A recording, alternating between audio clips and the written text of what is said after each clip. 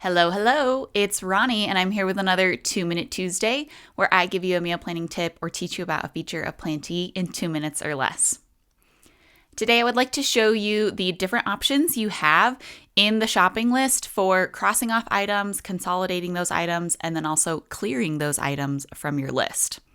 So I'm here in the Plantee app, and in order to access any of these settings, all I need to do is tap on the upper 3-dot menu.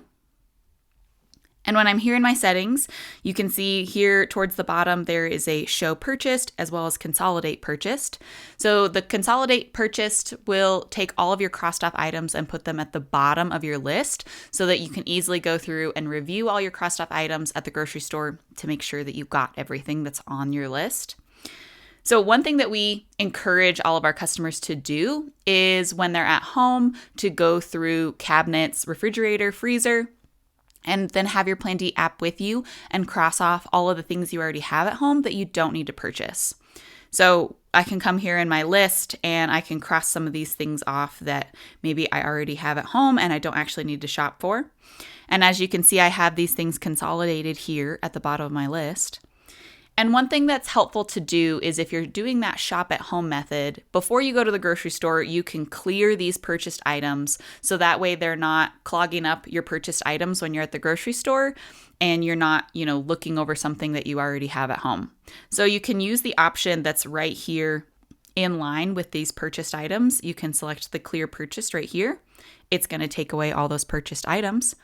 If you're shopping from multiple grocery stores, and so say I have some things crossed off on this first store, and then I also have some things crossed off on the second store, you can see down here at the bottom.